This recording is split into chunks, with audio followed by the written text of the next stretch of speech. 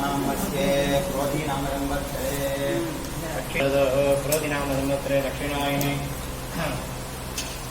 उत्तरायणे मेषमासे कृष्णपक्षे त्रयोदश्यां वासरः वासरस्तु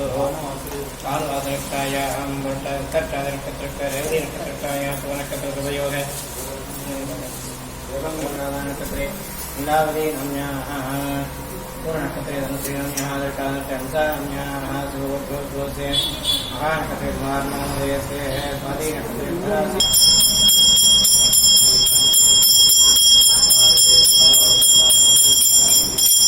अथात्मानगं शिवात्मानगं श्रीरुद्ररूपं ध्यायेत् शुद्धस्फटिकशङ्काशं त्रिनेत्रं पञ्चवक्षरं गङ्गाधरं दशभुजं सर्वाब्धं ध्रुवमक्षरमव्ययम् सर्वव्यापिनमीशानं रुद्रं वै विश्वरूपसिद्धस्तं यक्तदा च जनमारभेत् अथातो रुद्रस्नानातो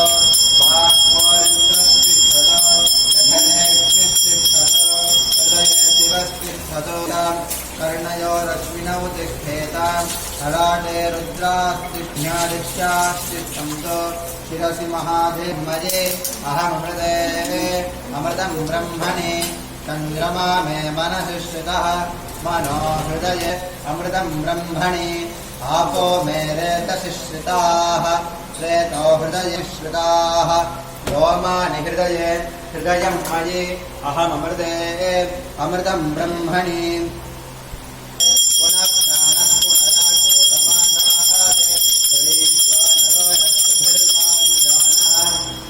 नमः शिवायेति बीजं देवायेति कीलकं श्रीअग्निहोत्रात्मने अङ्गुष्ठाभ्यां नमः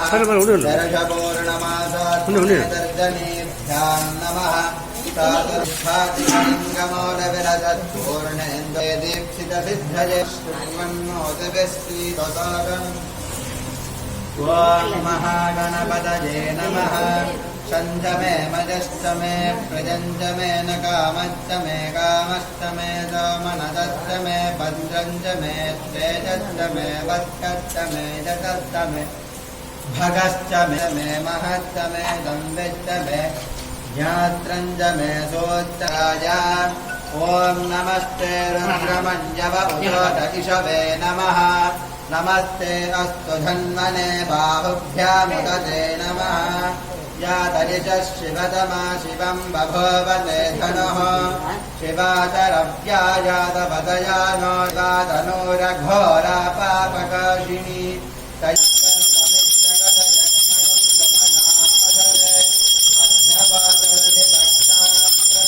दैव्याभिषगे अधेगयक्ष्मया परिभज नमस्ते अश्वायुधाय नाशताय धिष्टवे मुदते नमो बाहुभ्यां तव धन्वने परिते धन्वनो हेतिरसाक्षिकालाय कालाग्निरुद्राय नीलकण्ठाय मृत्युञ्जयाय सर्वेश्वराय सदाशिवाय श्रीमन्महादेवाय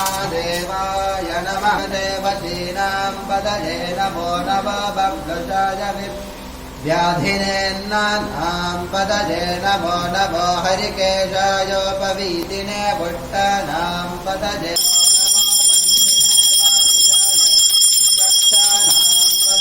नमो नमः भवन्तये वञ्चते परिवञ्चते तायूना पदये नमो नमः नाम पदये नमो नमः नानेभ्यश्च वो नमो नमः क्षत्रभ्यः सङ्ग्रहेभ्यः नमः पुञ्जिष्ठेभ्यः वो नमो नमो मृगयुद्धश्वनेभ्यश्च वो नमो नमः रुद्राय च नमः शम्भाय च कण्ठाय च नमः दिनेक्षाय च शतधन्वने क्षमाय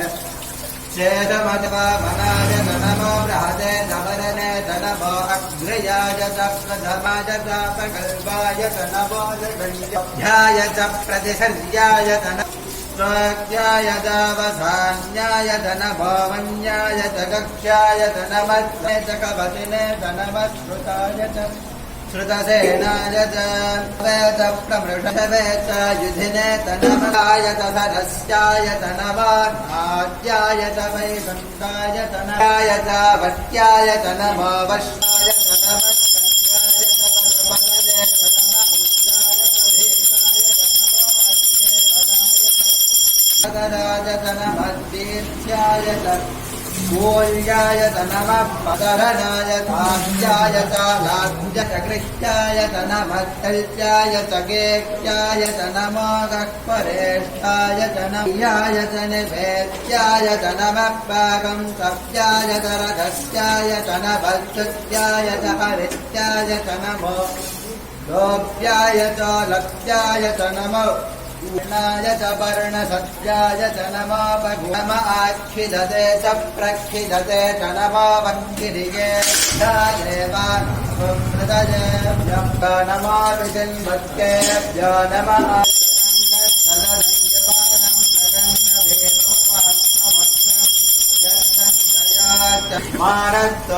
मानस्तोकेतनजयमानो अश्वेशुरीरिषः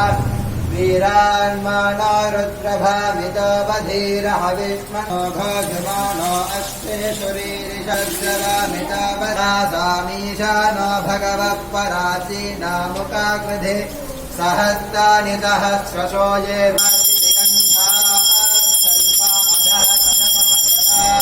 विशिकासक्तपत्तिनः ये अन्हेषु विविध्यन्ति पाकसत्यायेऽन्तरिक्षे ते दिविजेषामन्नं वासा वक्राचेन दश दक्षिणा दश प्रभास्तेभ्यो नमस्तेन मृणयं गतेशं विष्णुगन्धिं पुष्टिवर्धन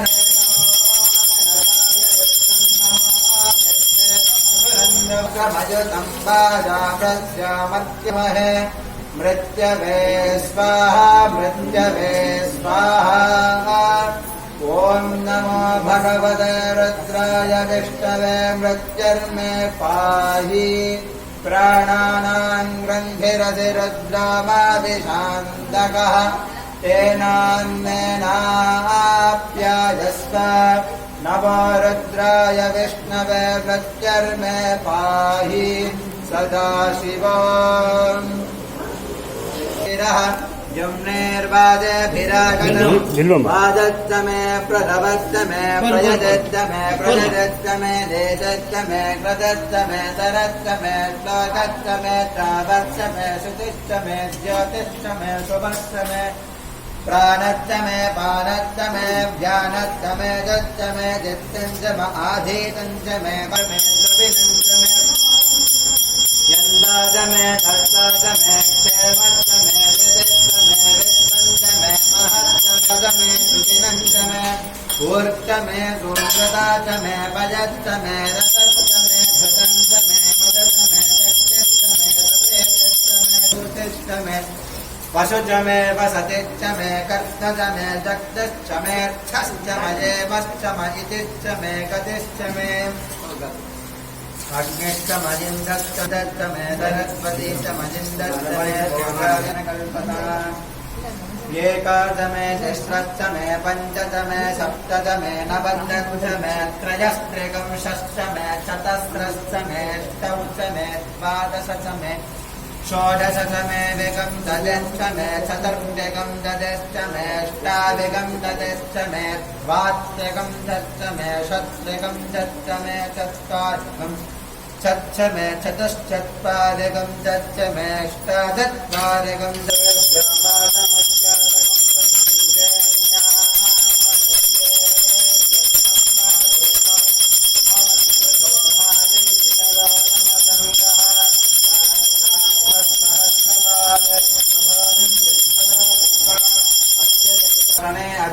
तस्माद् विराड जायत विराजो अधिपुरुषः सदातोऽत्यगच्छत पुरुषेण हविषा देवादस्यमदम् ग्रीष्म इत्मः शरस्थभिः सप्तास्यासमिद्यते स्वरजम् महान्तम् आदित्यवर्णम् तमसपति श्रद्धान्ते वायजमानाः वायुगापा उपासते श्रद्धागं हृदयया गोत्या श्रद्धया विन्दते हविः श्रद्धाम्बगस्य मूर्धने वतसा वेदयामसे प्रियग्श्रद्धे ददतः प्रियग्श्रद्धे दिदासतः प्रियं भोजेषु यद्वसो अस्माकमुदितं कृधे श्रद्धान्देभया कूत्या श्रद्धया हूयते हविः श्रद्धागं सूर्यस्य निमृते श्रद्धे स्वमिदं जगते प्रातरग्निं प्रातरिन्दगं हवामहे प्रातर्निद्रा छन्दापकटर्पयुज्याहारिवेदनापकपुरनेतापवेह समत्परायो सदानमन्तरदिक्सावेदसुदये प्रवीणायोजं भागस्तस्य स्वामाज्ञे भागिनकं ब्रह्मपुरजं कृष्णपिङ्गलम् गोस्थलेदं जलोपार्थं विश्वरूपाय वै नमो नमः।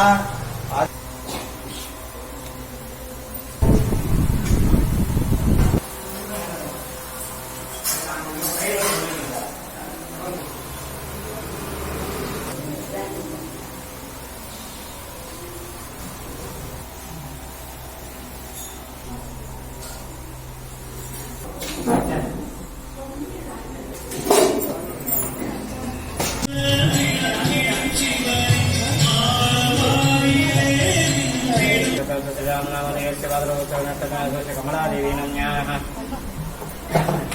स्वाधीनकस्य हनुमन्तराव नामधेयस्य आश्रयशङ्करस्य गुरुप्रसाद नामधेयस्य तटानकात्रे शङ्करशर्मणः महानकटनस्य श्री रामाराव नामस्य भारद्वाजो सम्राजनायकत्रे माधवन नामस्य मीनाचित्राम नामधेय जटांकृत्य राधाकृष्ण नामधेयस्य अनुराधानिकत्रे निवासं नामस्य चित्राभिकन्याराजनस्य उद्यादान्याः सर्वशाङ्करसन्दनान्याः आश्रयशाङ्करसन्दीलक्ष्मीनाम्याः जटांकृत्यस्य चित्रमानदे नामधेयस्य कलिङ्गराज शाङ्करसन्दनारायणस्य गोविन्दराजन नामधेयस्य पूजनाकस्य माया गोविन्दराजन नामधेयस्य शाङ्करसन्दनारायणस्य सुदर्शन नामधेयस्य पूजनाकस्य हरिदामन्याः अहानकटनस्य मङ्गलानामधेयस्य जननी नामधेयस्य जनाकटनस्य अघोरं नामधेयस्य स्वाधीनकत्रे हेल्लारास्य ऋषिक् नामधेयस्य कादम्बरी नाम्याः पुरटानकत्रे जटात्रि नामधेयस्य हेममालिनी नाम्याः जुहुमाज्योतोस्य मूलानकत्रे नामस्य प्रियंगा नाम्याः शाखानकत्रे रमेश नामधेयस्य योगनकत्रे इंद्रा नाम्याः दक्षिणारायण जमुनाराज कृष्णस्वामी नामधेयस्य आश्रयशाङ्कत्रे राणी नाम्याः सर्वभूतकृष्णानकत्रे कृष्णनारायण नामधेयस्य मूलानकत्रे श्रीमलाजनकुमारकत्रे कन्याकुमारी शिवकुमार नामस्य पूजनकत्रे गुरुवाडानसर्वराजातस्य रोदमोहनस्य मूलानकत्रे प्रज्ञानाम्याः मूलानकत्रे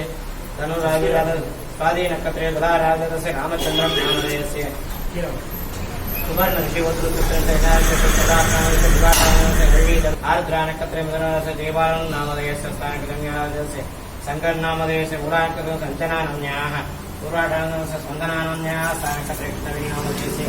मदनिधानकत्रे शरणकत्रे महाराजस्य कल्याणनाम्याः पुनर्शङ्करस्य श्रीनिवासन नामधेयस्य आर्द्रानकत्रे मेदिनी नाम्याः वादानकत्रे कालाक्षी नाम्याः शरणकत्रे महाराजस्य परिपूर्णी नाम्याः उत्तरकत्रे महाराजस्य त्रैराज नामधेयस्य शरणकत्रे रत्नानाम्याः कृषिहोत्रस्य मूलानकत्रे धनुराजस्य वर्णलेवस्य भरमदी नामधेयस्य षण्मुखंपिळ्ळै नामधेयस्य पुत्रटास्य अरविन्दराज नामस्य विष्णुहोत्रस्य कृत्यानकत्रे महाराजस्य इलक्यानाम्याः गायत्री नाम्याः सदृशानकत्रे महाराजस्य अगस्त्यानाम्याः अक्षयहोत्र महानकत्रे महाराजस्य शिवहोत्र ज्येष्ठानकत्रे कुमार नामधेयस्य पुराणस्य धनलक्ष्मी नाम्याः हस्तानकत्रे कविश्री नाम्याः धर्मीनाथकुमारस्य धन्यानाम्याः शिवहोत्रस्य पुराणकत्रे महाराजस्य अरुणविघ्नेश नामधेयस्य अनुकूल्यतावतम् आत्रेयगोत्रनकत्रे बालकुमार नामस्य सदृशानकत्रे वर्णकत्रे नामस्य उत्तरनकत्रे उत्तरानाम्याः उत्तरटानकत्रे श्रीलक्ष्मीनारायणी नाम्याः भारद्वाज राजेश्वरी नाम्याः वैष्णवी नाम्याः विष्णुहोत्रस्य कृत्यानकत्रे कार्तिक नामधेयस्य महानकत्रे विष्णुहोत्रस्य अरुण नामधेयस्य भारद्वाजोत्रस्य वीणा नाम्याः अश्विनकत्रे मेधस्य सुशीलकुमार नामस्य वर्णकत्रे मूकाम्बिके नाम्याः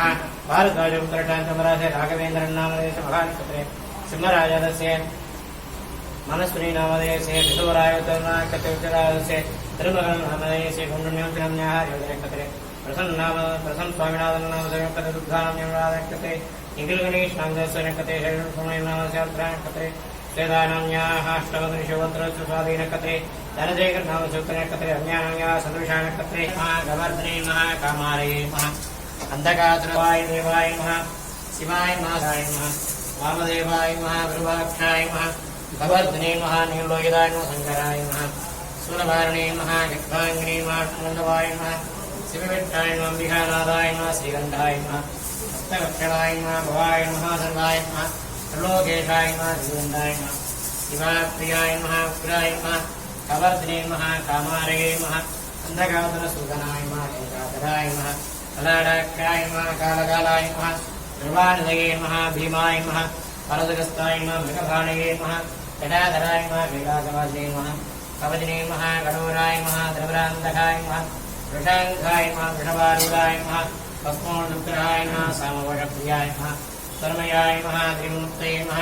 अनीश्वराय नमः सर्वज्ञाय नमः परमात्मने नमः सोमसूर्याग्निभोजनाय नमः अभिषेक नमः यज्ञमयाय नमः सोमाय नमः विद्युत्राय नमः सदाशिवाय नमः वीरभद्राय गिरीशाय नमः गिरीशाय नमः अनघाय नमः भुजङ्गभूषणाय नमः भद्राय नमः गिरिगन्धने नमः गिरिप्रियाय नमः कृत्तिवासदे नमः प्राराधये नमः भगवते नमः ब्रह्मराजमान्वदे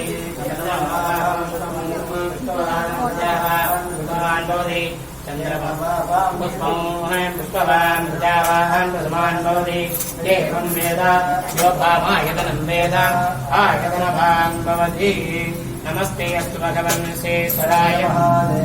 त्र्यम्बकाय त्रिपुरान्तकाय त्रिकालाग्निकालाय कालाग्निरुद्राय नीलकण्ठाय जयाय सर्वेश्वराय सदाशिवाय श्रीमन्महादेवाय नमः प्रयतः प्रणवं पुरुषोत्तमम् ओंकार प्रणवात्मानं तन्मे मनः शिवसङ्कल्पमस्तु कैलासशिखरे रम्ये शङ्करस्य शिवालये देवताः तत्र मोदन्ते तन्मे मनः शिवसङ्कल्पमस्तु त्र्यम्बकं यजामहे सुगन्धिं पुष्टिवर्धनं तन्मे मनः शिवसङ्कल्पमस्तु गौरीविमाय सलिलानि शक्यत्येकपदी द्विपदी च चतुष्पदी अष्टापदी नवपदी बभूषि सहस्राक्षरा परमे विशालाक्षुण्डियासमे विश्वनाथस्वामिने नमः वेदोत्सवोत्सवाञ्जलि समर्पयामि पूर्णपङ्कजं समर्पयामि